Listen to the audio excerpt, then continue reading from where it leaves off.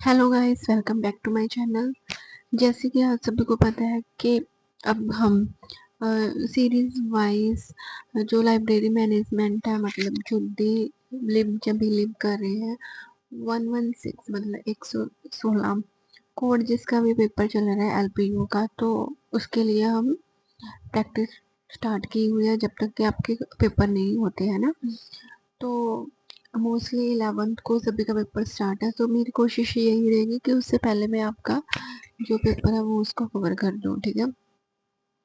तो आज हम स्टार्ट करते हैं। नेक्स्ट जो सेकंड यूनिट है, फर्स्ट चैप्टर का मेरे ऑलरेडी मतलब आ गया है, वीडियो आ गई है। तो हम स्टार्ट करते हैं यूनिट नंबर सेकंड। एंड जो इसका जो चैप्टर का नाम है डेट इज लाइब्रेरी ऑर्गेनाइजेशन, ठीक है। Okay, so without any wasting your time let start this video. तो इसमें क्या होता है, देखो, मेरा जो कंसेप्ट रहेगा वो ऐसे रहेगा कि आप पेपर में कैसे लिखते हो। अगर किसी भी टाइप का क्वेश्चन आ जाए, एटलीस्ट आपको पता होना चाहिए कि उसको अटेम्प्ट कैसे करना है, ठीक है। बिल्कुल सिंपल लैंग्वेज में आपको करवाने जा रही हूँ। सो अगर आपने मेरी वीडियो को, मेरे चैनल को सब्सक्राइब नहीं किया तो प्लीज़ पहले सब्सक्राइब कर लो, ताकि आप इस वीडियो को ऐसे मिस ना कर सको, क्योंकि हम बिल्कुल टॉपिक के वाइज, मतलब जो भी आपका गिवन सिलेबस है उसके अकॉर्डिंग ही कैरी कर रहे हैं, ठीक है। सो हमारे जो इस वाले यूनिट का नाम है that is library organisation, chapter का नाम है। अब देखो, चैप्टर पढ़ने से पहले आपको चैप्टर का नाम का मतलब क्लियर होना चाहिए, है ना।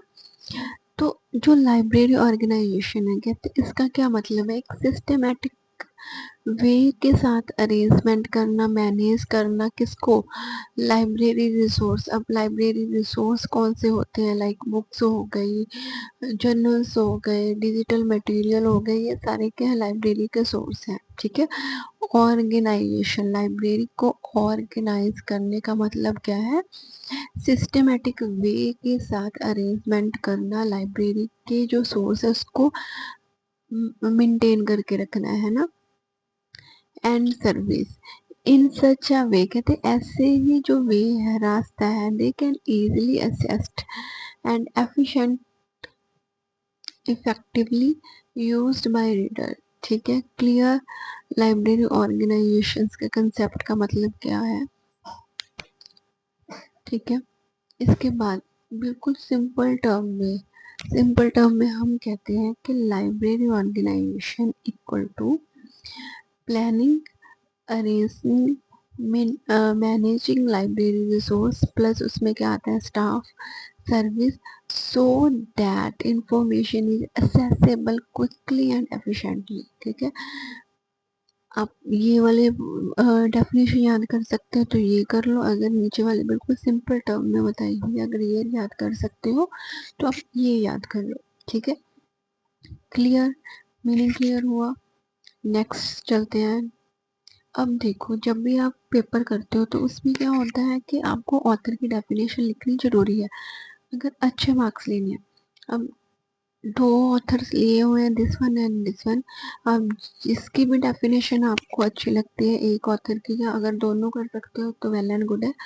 अगर एटलीस्ट एक ऑथर का नाम लिखो, जैसे कि यहाँ पे डॉक्टर एस आर रंगानाथन है, जो क्या है father of library science in India.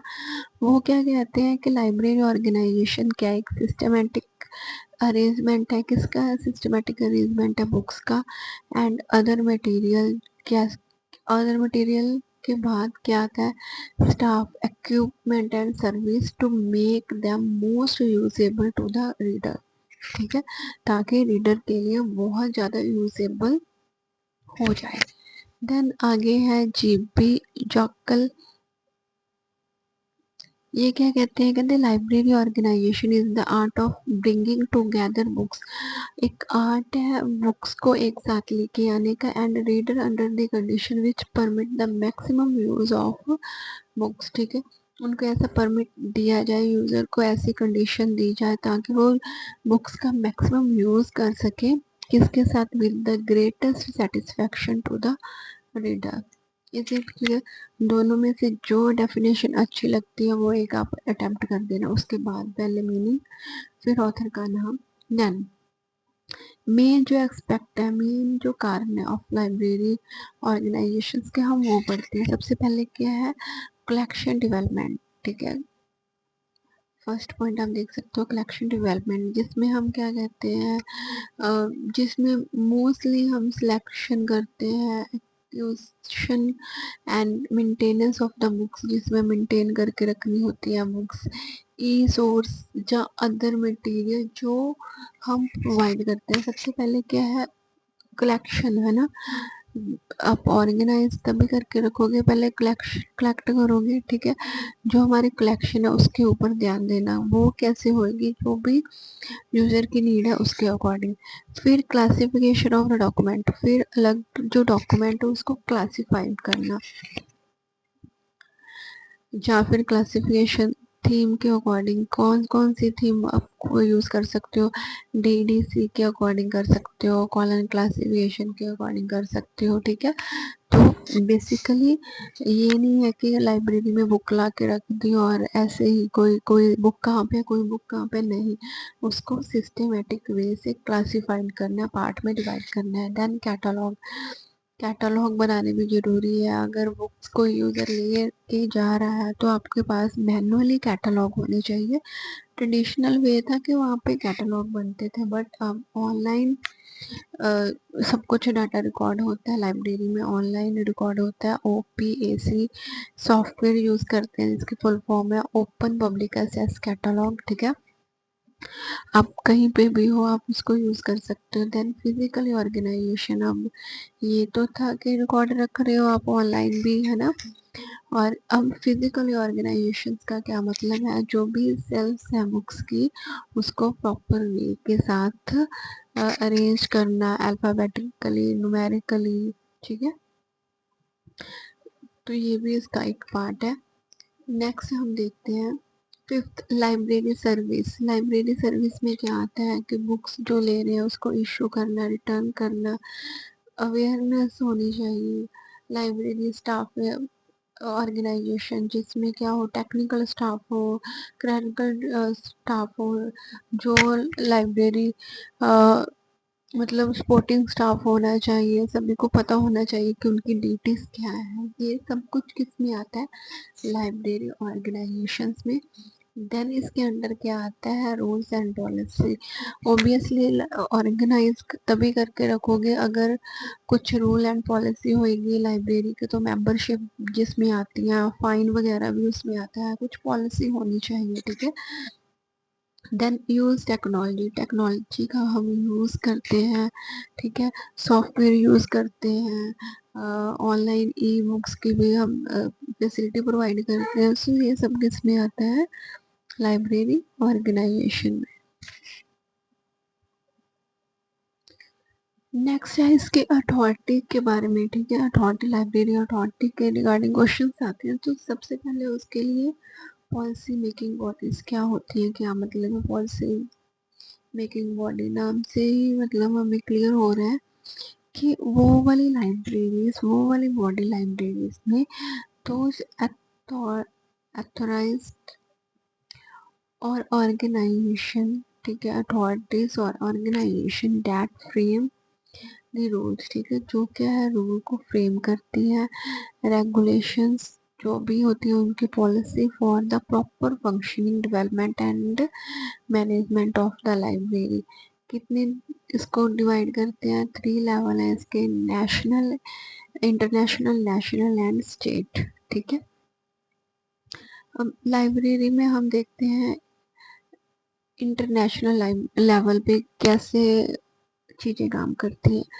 IFLA, जिसका क्या मतलब है, international federation of the library association and institution. ठीक है, ये क्या करती है, सेट करती है इंटरनेशनल स्टैंडर्ड।